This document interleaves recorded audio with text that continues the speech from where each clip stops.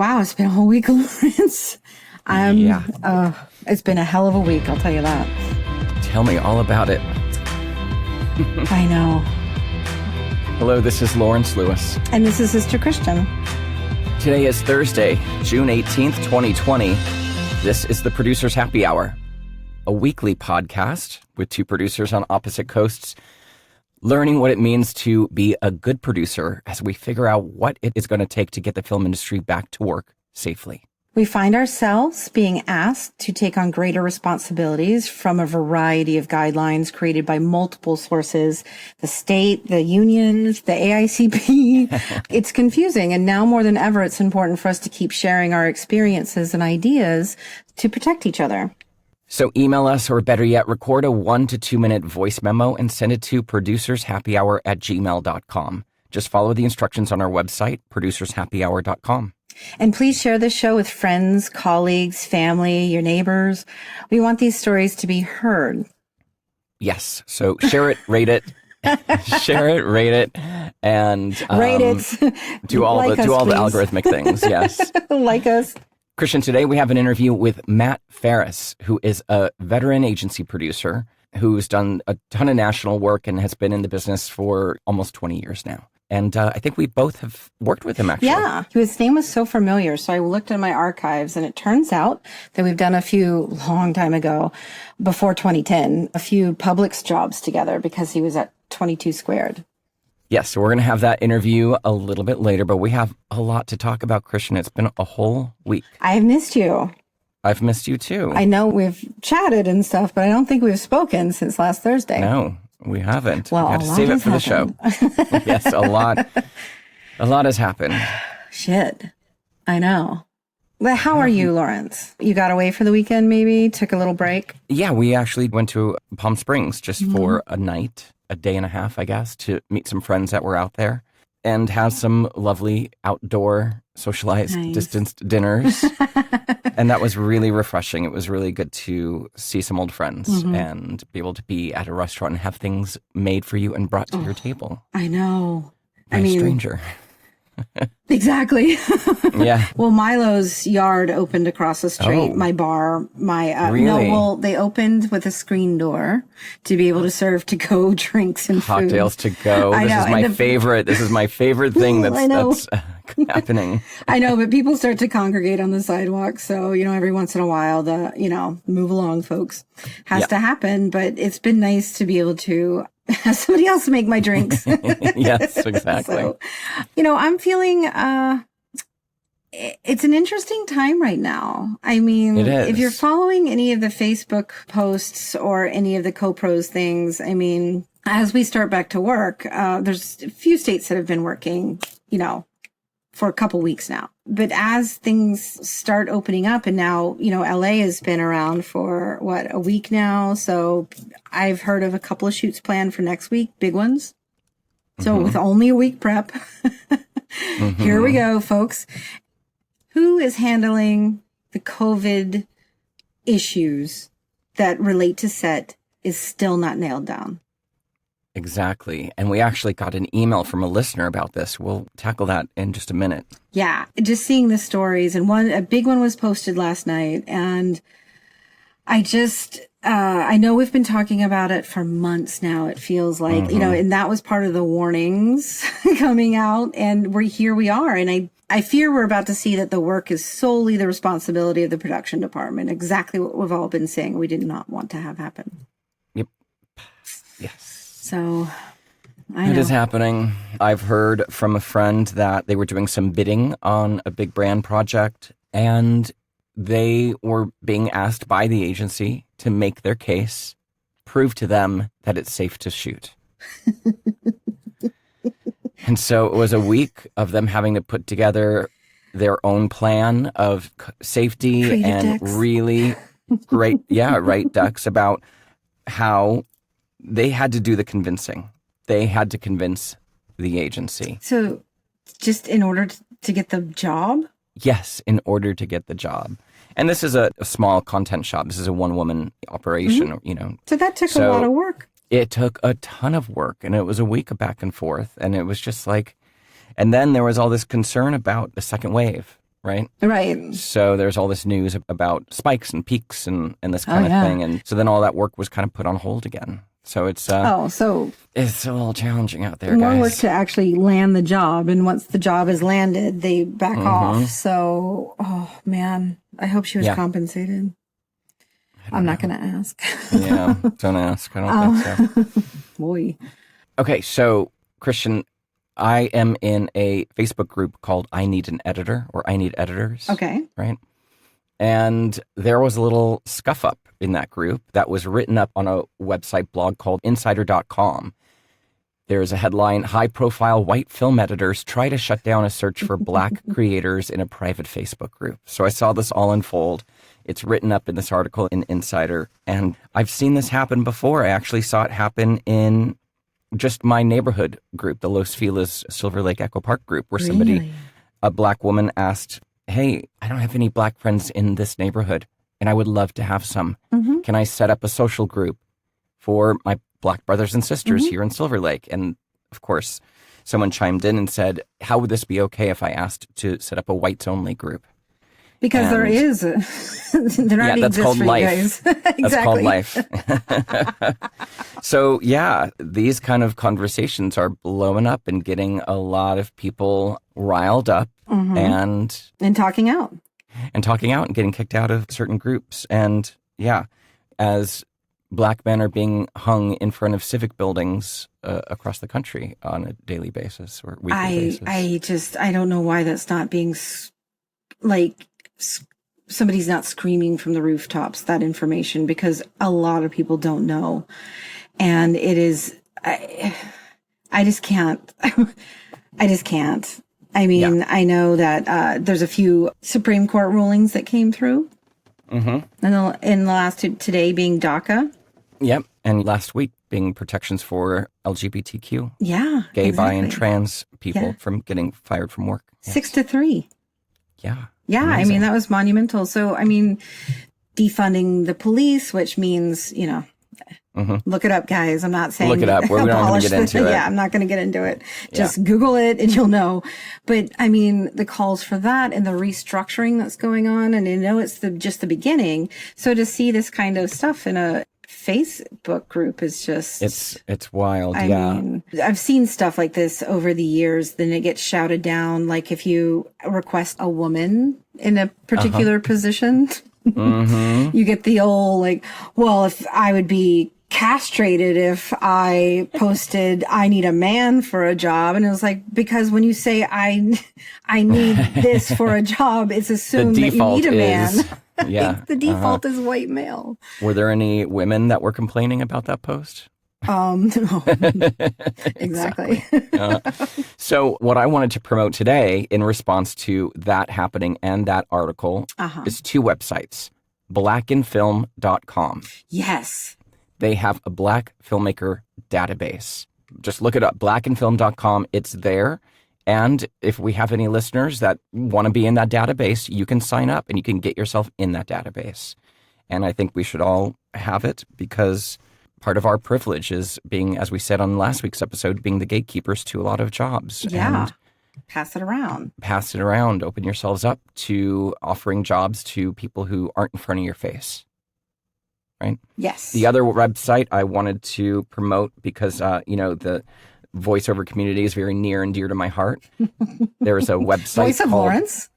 voiceoflawrence.com. You're giving it away for free on this one. Yeah. AAVADB. That's the African American Voice Actor Database. So it's a whole database of African American or black voice actors, voiceover actors. Because I think we've spoken about this privately before, but just like we went through a wave of making sure that the person who plays the part on television is the ethnic background, is the same ethnic background as the character. I wonder if there's going to be a push for that in voiceover. But I love this database. I love it. I love it. I love it. I already passed it along to a friend of mine, Black and Film, who I know was researching. So thank you. It's already in use. Great. We'll put them both in the show notes. But again, blackandfilm.com and AAVADB.com. So, Christian, we made a commitment to watch a lecture by the author of the book, White Fragility. Dr. Robin DiAngelo, and she gives lectures, of course, and has the book. And so we watched the lecture about the book, which was great because it gave commentary to the words. It did, yeah, and a little more explanation The meaning of just behind kind of the meaning behind it. And it actually helped me after the fact. I had an encounter with a person who was insistent that all lives matter. Right. It's familiar, especially in the last 3 weeks. It's been coming up a few times. Yes. And I'm a terrible debater, so I was kind of frozen. I didn't know what to do or what to say or how to act. I just had to leave the situation. Well, confrontation wasn't the issue. Debate skills. I just don't have them. I think 3 days later, I should have said that. She did something called universalism, where in defense of the status quo, you toggle between individualism, which is like, I've worked really hard in my life, and it's not my problem if they don't work as hard as I did. I know, right? And you just want to, That's individualism, but then it quickly shifts to universalism, where it's like, I don't see color, I don't speak for any one group, we all are important, all lives matter, blah, blah, blah, blah, blah. If we want to hear from the Black community, they only speak for the Black community. Right. I'm looking at all of humanity. And if we want to hear from them, we'll ask them. Otherwise, we've got it. And I'm going to speak for the entire globe. This woman, her tirade went on to be was universalism. Yeah. And that was frustrating. But now being able to see it and put a name on it, I understand it more. And hopefully I can learn how to, in real time, respond to it. I really related to her story about part of the Unity group where it was her and two Black women, and then Angela, quote unquote, whomever she was, entered the group, and Robin had made a joke. And then went through the process of understanding and then went back to apologize and her apology. So the way she apologized was eye-opening. Yeah. It wasn't just a surface apology. And then she asked for, in the future, to be corrected publicly. I was like, yes. The woman asked her. Yes. The woman she offended, she asked the woman, is there anything I missed? And she's like, yes. Yep. When you do this again, and it was when, not if, do you want me to correct you privately or publicly? And Robin said publicly. Yeah. And I feel like that is just golden, because me being corrected in my private space does not hold me accountable every time. Yes.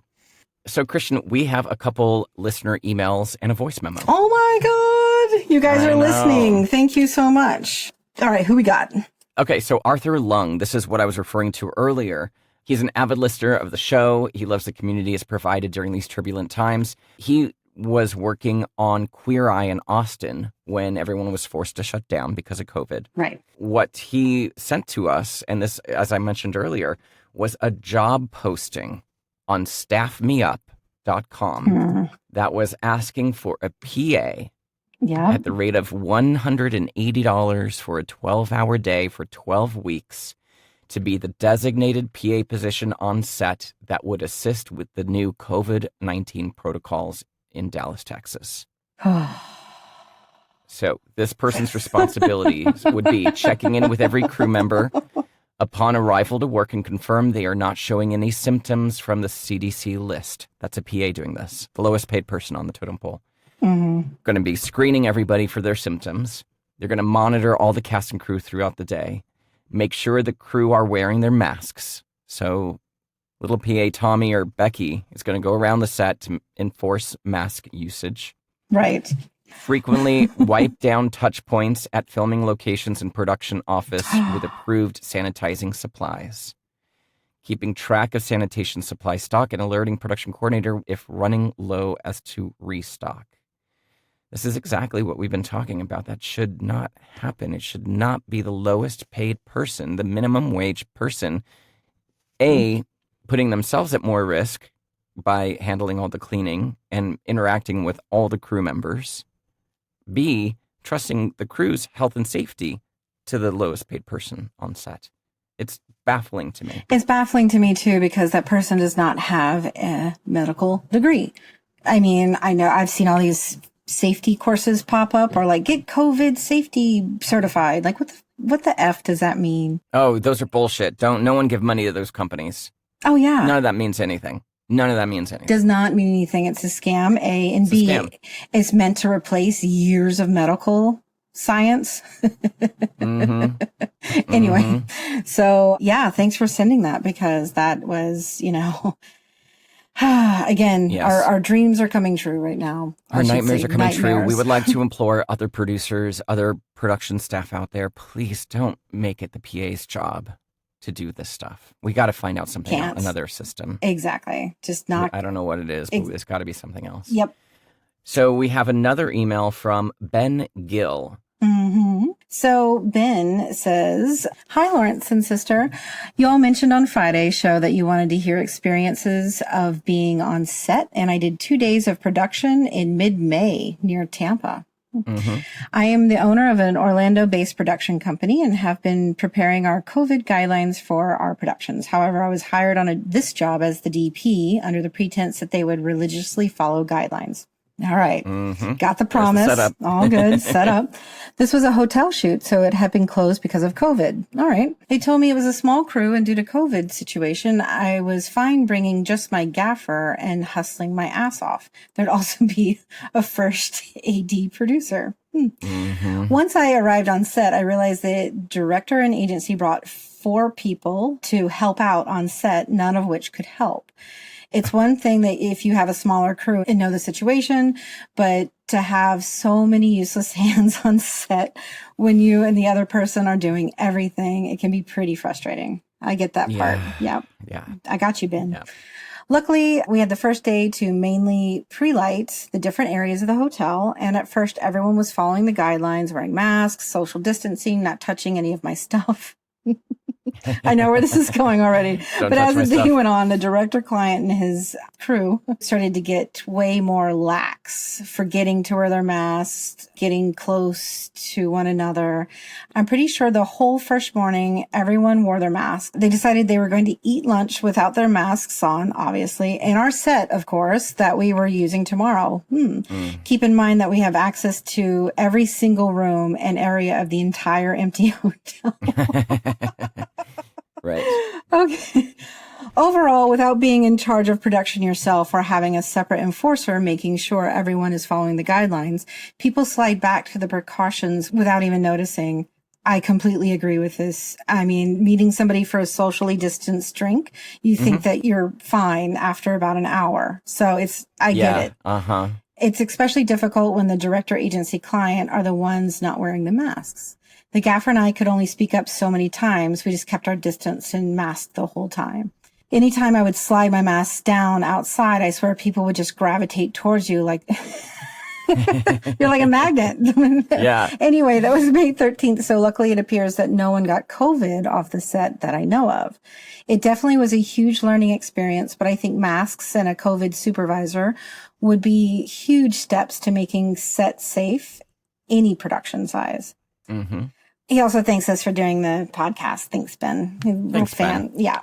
So yes, again, this is just nailing home the fact that, we're kind of at a loss here of saying that we need it. Everyone's recommending it. The state's recommending it. The unions are recommending it. The DGA is recommending it. Lots of recommendations. Nobody has yet to make it out. Really, because they're not mandates. Yeah.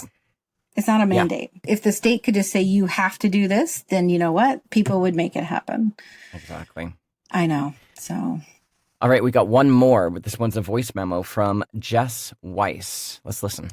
Hi, my name is Jess Weiss, and I'm a creative producer and line producer.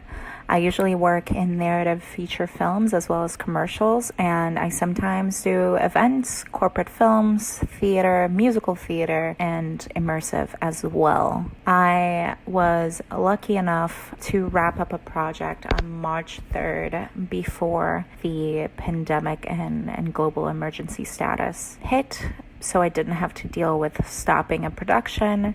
But ever since then, I have been stuck in my apartment and haven't had any income come in because all my jobs have been canceled. I have been volunteering with this group called FEEL, which stands for Film and Entertainment Emergency Logistics, in which we employ unemployed filmmakers to help with the front lines and making PPE. I have also been working on 2 quarantine-related documentaries, one focused on essential workers in New York City, and another one focused on quarantine life internationally in different countries and continents. It's been interesting to talk to people all over the world as we are truly all in this together. What I hope for the future and my advice is that we as a film industry can look at what has happened and do better and hopefully get better hygiene methods on set, but also less hours and less work hours. I think that we as an international nation to some extent need to rethink what led us here and pay more attention to social and climate issues. Thank you. Sing it, sister. I want all that and hand washing stations right next to camera. Yes. So exactly. Thank you and the so end to systemic racism. Both. Just wash all wash gone. it right off. Yes. Exactly. So thank you, Jess, for the voicemail. Yes, thank you. Christian, we're going to get to the interview, but we have 2 pages on our website. One is called Do the Work. Yes, it's called Do the Work, where we have some anti-racism resources. The page is for you to educate yourself on issues of racism that have long plagued our society and our industry, as well as a link to actionable things that you could do to support the Black Lives Matter movement. Lawrence and I are choosing something off of our materials list to do together each week, and we talk about it. Yeah, and you can do the same. Yes. Watch along with us. So this week, Christian and I are going to watch 13th, the Ava DuVernay documentary. We'll put a link in the show notes if you guys want to watch it as well. Educate yourself on the prison system and policing and how that all came to be in our society. Yeah, it's on Netflix, so. Yeah, easy peasy. Gotcha. We also had the Take Action page on our website, which we do need to update a little bit, Christian, but there are still people out there who are desperately in need. Still need to donate blood, still need to save the post office. The post office, guys, that's really important right now. We saw what happened in Georgia with that mess of an election. We really need to figure out mail-in ballots this year. Otherwise, we're going to be in turmoil for a while, guys. So. And feed the freelancers if you can afford to help other freelancers out in this time of need, or if you need help yourself, that is there for you as well. Yes, so please feed the freelancers. Yes. Donate your laptop. This is important. It's all there on producershappyhour.com.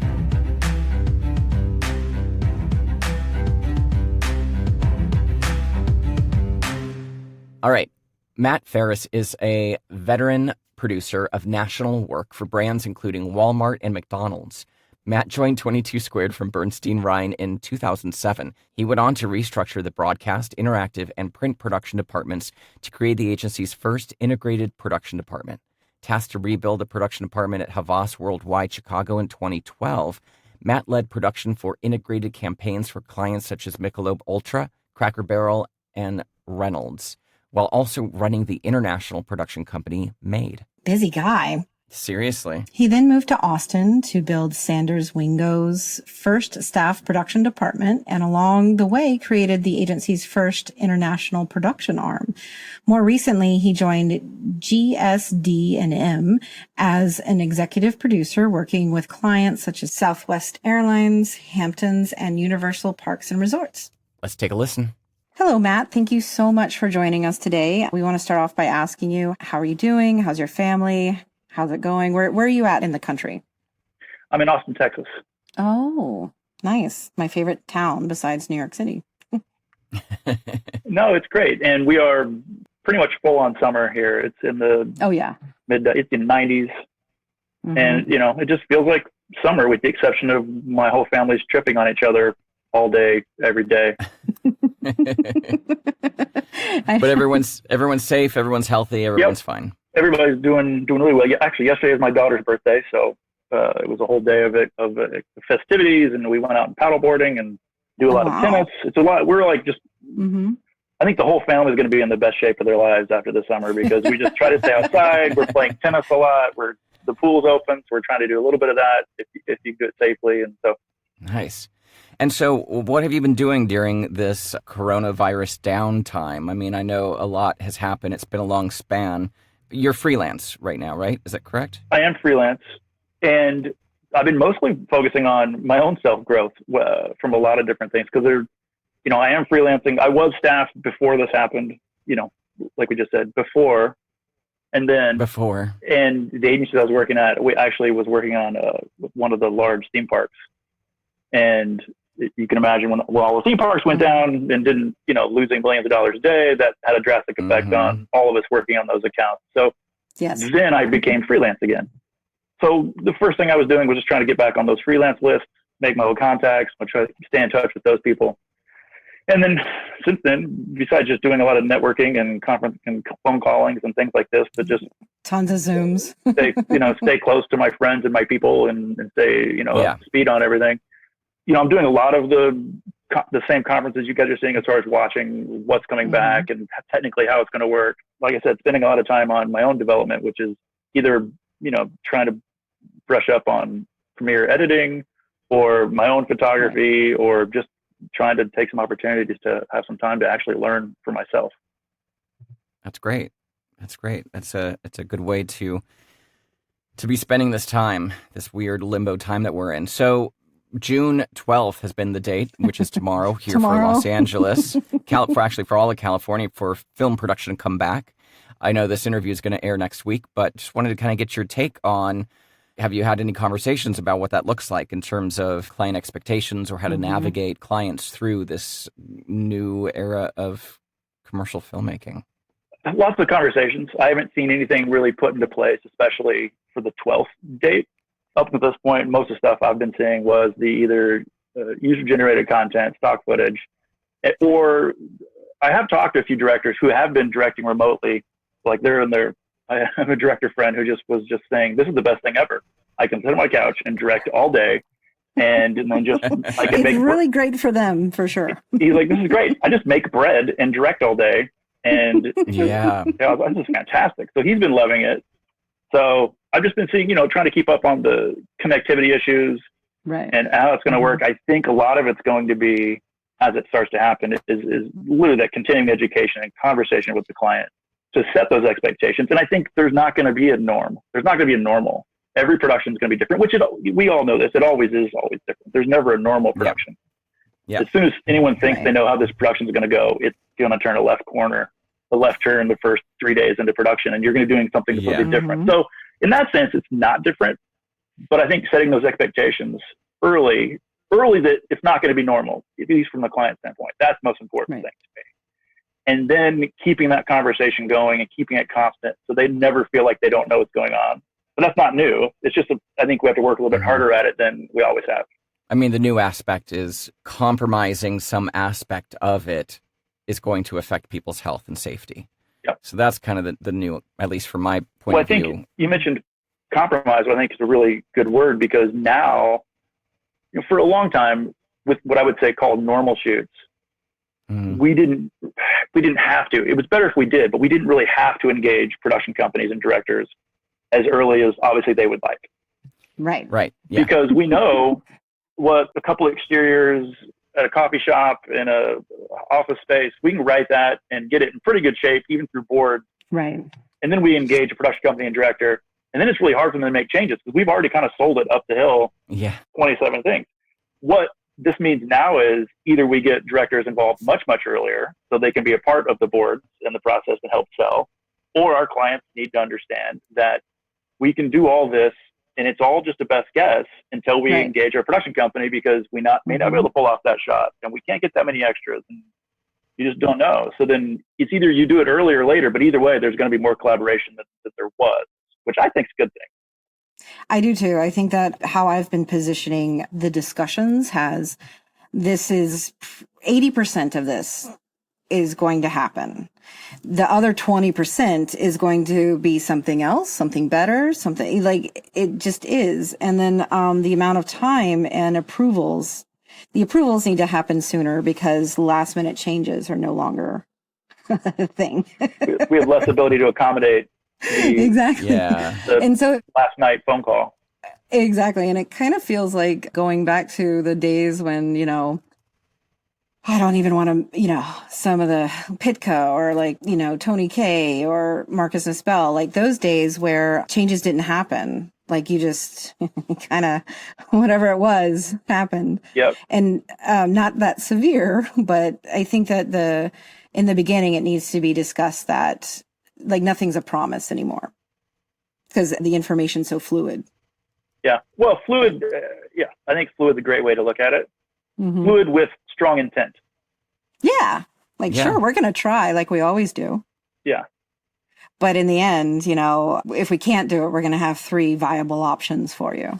Yeah. I think if you establish, especially from the production company to the agency relationship, if that kind of contract, that kind of even unwritten, trust. But if that trust is there early on, they feel it and they feel like, okay, we have faith. That's going to be a big part of it because typically, before you could pretty much make decisions on, you have your board, you have your chemistry check, and you have your budget. And those are things enough to make a decision. Now I think agencies are really going to need to know and feel good. That chemistry check now became a really important phone call. That first conversation about the treatment, or even before that, becomes, are they going to do everything they can to give us what we want, or even better? So we can, if we feel that, then it's easy for us to translate that to the client and then sell that, or, our confidence is contagious. We've discussed too, like agency and client probably won't be traveling to set. And so one of my concerns behind that is if it's a new relationship and a creative has a question about a shot that's happening, the director will go back, they'll get together and they'll talk about it and it'll get worked out because there's eye to eye, you're in person. Now having that, the trust I think is extremely valuable because the process and the individual shots are happening without you being on set. So yeah, I really hope that it's going back to that as well. Well, on one hand, trust.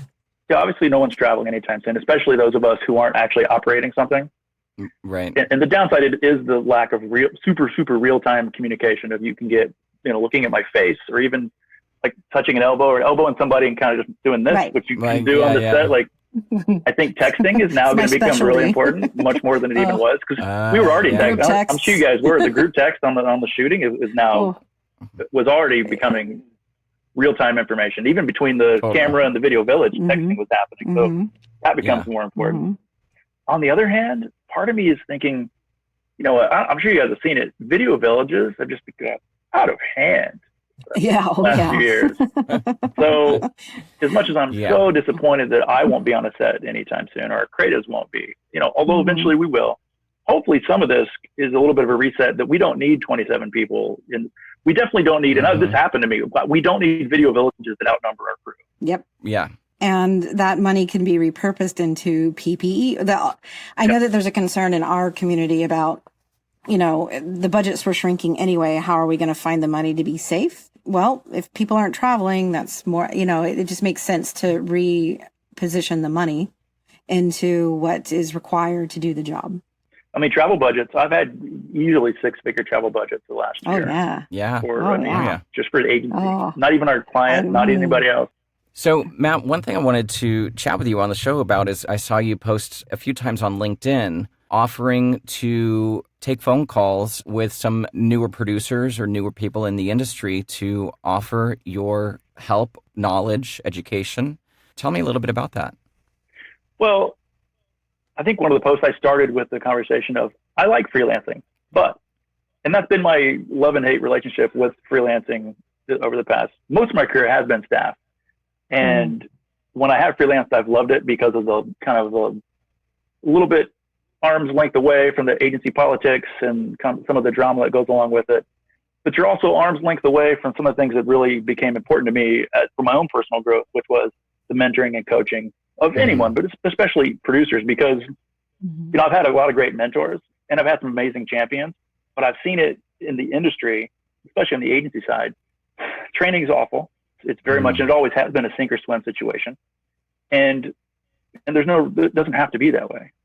No. So training, and that's not even a great word for it, but, treating production as a craft like we would any other apprenticeship situation. Thank you. I'm advocating for this.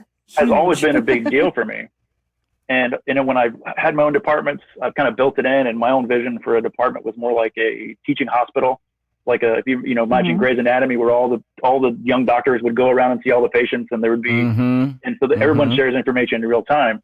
And then just also creating an atmosphere where we don't ever work together with other producers. Rarely do we get to partner. Sometimes we'll get a junior one or whatever, but or senior, you get some partnership going on, but typically we work by ourselves. And then there's, a dozen creatives and another dozen account people on the set. So there's one producer, and it's trying to keep everyone happy. But how does a young producer get all the knowledge from not being on the set, not being with there? Well, exactly. You create the culture of learning, the culture of not only am I learning, but if you're a senior or even a mid-level, it's not only nice, but it's part of your job to then push that information down and educate and coach. So you're kind of trying to build it into what we do, what the whole goal. So then I found myself out of department again. So that's fast forward to your question. Right. I found myself sitting around kind of feeling sorry for myself, like, okay, freelance is great.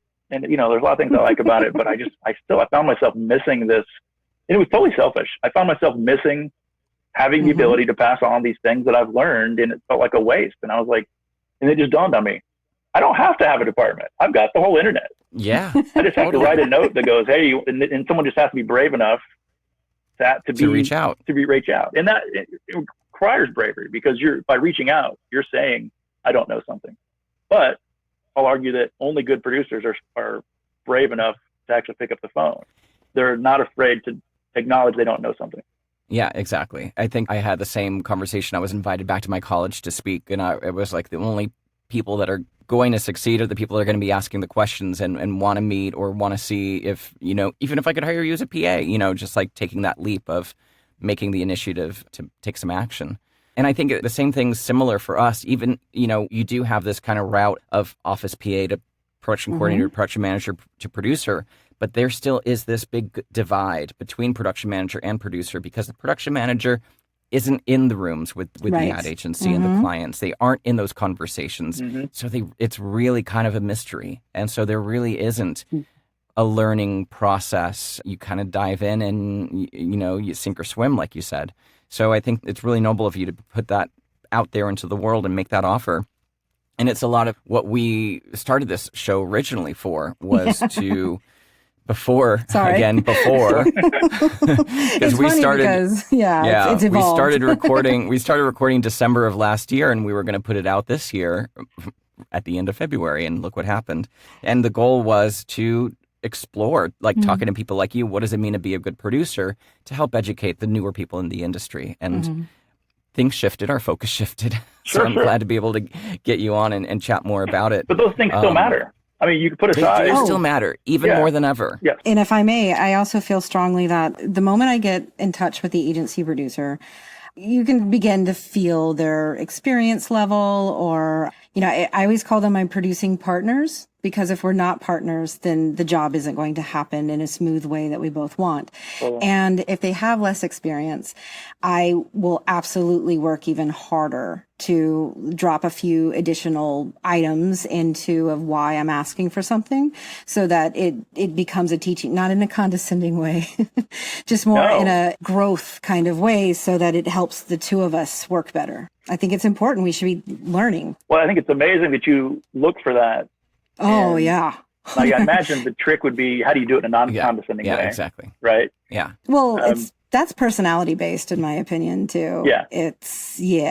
Or if some people just don't want help. Yeah. Defensive. Exactly. They get a little defensive, and then you back off you a can little read bit. that early on in these conversations. So, Matt, have you had any takers? Has anyone reached out? Yeah. Yeah. But, and who? Yes. No, I'm kidding. Yes. I'll post the list after this. And it's been a wider group than I expected. Wow. In fact, later today, I'm going to phone call a producer that was trying to break out of digital production into a more integrated role, and was getting some traction on that, and was ready to change her title, but then got laid off. And so now she's just not sure how to market herself, because she wants to do more video-centric content work. But, for the last 9 years, she's been a digital producer. So we're going to talk about that. I talked to a composer who just wanted some opinions on how best to basically crack the agency code of how to get noticed more, and how to get traction in those meetings. I had a young production company reach out from Minneapolis. And that just turned into a great Zoom conversation where we were just talking, and but kind of the same thing. He just wanted to know how we make decisions and little insight into the agency process. So it's almost like pulling the cover off how we make decisions and help some of these people just understand how things work and what they can do to better collaborate or just have more opportunity to collaborate. And then just kind of odds and ends people, but it's been a wider swath. I was really hoping more of the actual agency producers would reach out, and I've had a handful. One young man has been doing long form documentary work or just longer form stuff, and he wants to break into commercial advertising. Why? I don't know. My first advice is, no, don't do that. Keep doing what you're doing. This is awesome. Don't come over here. We just beat each other up all day. Money. Exactly. Yeah, but true, maybe. But he's had multiple HR departments tell him that those skills don't translate. Wow. And so he just wrote me a note like, what do you think? And I was like, well, that's horse shit. That's total horse shit. Absolutely, they translate. That's horse shit. Do you think like a producer? You can produce anything. Can you tell a story? Yeah. So it's been really fun, and I've loved it. Does your offer still stand if any of our listeners want it? Absolutely. It never wasn't there. I just didn't realize I had to make it exactly. public. I know. Get it out of your head. Yeah, so I'm trying to remind myself weekly to just put it back out there, just to keep it fresh and remind people to phone call. Well, people have time now too. We're all honing our skills in that way. I'm definitely doing those types of calls with non-union crew members across the country, trying to bridge the gap between what crew thinks production does versus what we really do, because there is a bit of a of a breakdown there as well. So I also wanted to ask you about a call for change, which is the letter from the Black Professionals in Advertising Demand Urgent Action from Agency Leadership. It's a Google Doc, and I read through it, and there's just, of course, it's absolutely so important. Some of the things to me, because I am white, I did not realize weren't already happening. Just wanted to see if you had any chance to read it. Well, I'm certainly familiar with the need. I spent several years at a multicultural agency as an executive producer, where we were actually doing African-American work for a large telecom. Okay. And it was a brand new experience for me, although it didn't seem as new as you might think it would be. One being, when I was thinking about the job, I've had people ask me, well, that's just multicultural. That's all you're doing. And my first thought was, I'm never the target for my ads anyway. Like, why do I care? Like, I just want to do good work. And it looks like these are good people. And so I didn't even give that a second thought. And then once I started, it was really refreshing, because it wasn't like I was the one white person in a wholly Black agency. The discovery to me was, it was Black owned. The CEO was an African-American female. And it was obviously smaller and independent, which is all the things that I was looking for at the time, having coming from a multinational when I was in Chicago. So this is how I got to Austin.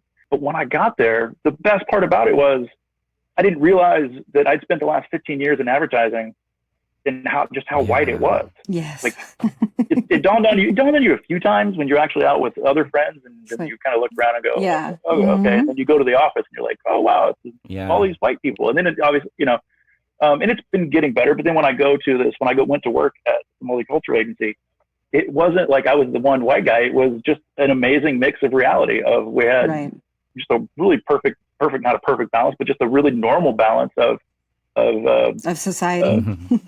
Of African-American people, Hispanic people, white people. But we had, women in leadership, which it seems weird to say we're still having this. It's still something they had to talk about. We're still talking about it. So it wasn't a transition. It's almost like walking into a room full of fresh air. Like, oh, this just feels normal. It felt like what I was doing before wasn't normal all of a sudden. That was been my experience so far. But having done all that work and work with the talent we were able to look at and try to put in the stories we were trying to put in front of the screen, I'm so happy I did it. I'm going to carry that. This moment for me isn't a moment necessarily of awakening into the need, but I'm very thankful that the conversation's happening and people are feeling the need to actually force themselves to think about how they feel and kind of reevaluate. So I'm looking at those as positives and just trying to do what I have been doing as far as push my experience out. And also, it's always a good time to be reflective of your own conception. So, it is a note, even though I consider myself the woke white guy, it's always time to reflect and go, how do I feel about certain things? What can I do?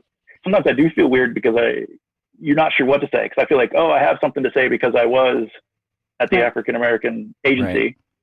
And, there's a little bit of fear where if you just put anything out there, you're just going to get trolled and dragged. And it's like, Do I have credibility? So I've been sometimes a little hesitant to actually be completely honest with that, which I'm a little bit ashamed of. I should be less fearful on what the moment is. Vocal and less fearful. Yeah. I mean, that's what we're doing on this podcast as well. You know, Christian and I are being vulnerable and we're going through this journey ourselves and educating ourselves as much as possible and looking at our own implicit biases that we may not have really realized. We're looking to be corrected and we're going to make mistakes even on the show, but this is what it looks like. It's a messy process to kind of right the wrongs. So, you know. Well, growth is messy. Exactly. It always is. Yeah. And if it's not messy, then it's not growth. Yeah. It feels good. Yes.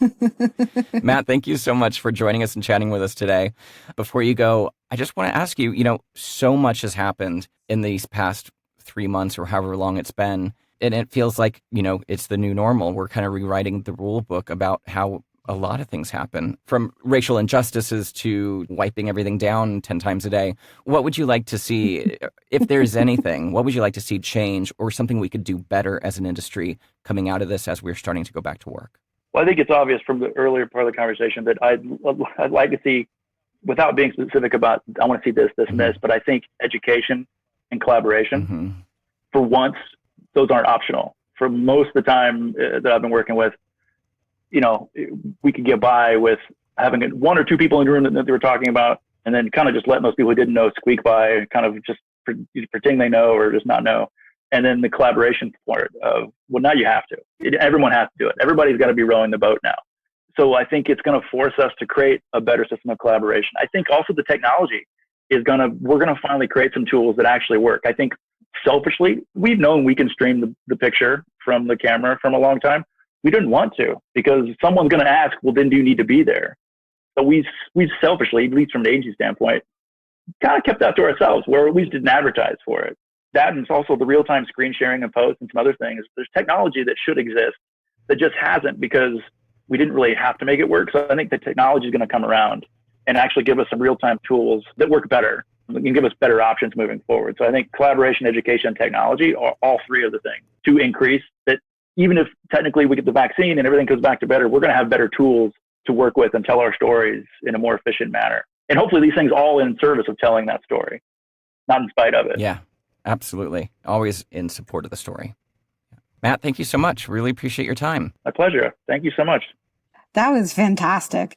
Right along the same lines as, you know, I'm very passionate about educating production people, because it is an on-the-job learning experience, and we've all learned from so many different sources. It may or may not be the correct way. Absolutely. And to what he was saying, like there really isn't a way to learn from your supervisor, because as a producer, there is no underling really to a producer, right? Even a production manager, they're mostly in the motorhome. They're not in those meetings with the agency and the client, and you don't know how to navigate those waters. They're very unique and very, very different. I remember my first pre-pro meeting as a producer. I was like, "What?" Me too. Yeah. So I do bring my PMs into pre-pro meetings occasionally. Yeah, just because that's good. Yeah, it is. Then good what it also proves to them that totally. I don't have all the answers immediately, and this is why. This is why. Hey, everything can be a learning tool, right? Yeah. Yes. Lawrence, this show is co-produced by Rob Blumke. Artwork and logo design by Christopher Daniels. And our music was composed by Kyle Puccia. Thanks for listening, everybody. We're still figuring things out, but we'll be back next week. Until then, stay safe, stay connected, and stay active. Wash your hands, don't touch your face, clean your phone, and I know we're all starting to get back out there, but it is so important to wear a mask. You may not think that it helps. It helps. It does help. It's helping prevent the second wave. Send us your emails or your voice recordings to producershappyhour@gmail.com. Lawrence, how can people get a hold of you? There are two ways. LawrenceTLewis.com or voiceoflawrence.com for my voiceover work. Christian, how about you? SisterChristianProduces.com. Bye, y'all. Bye, y'all.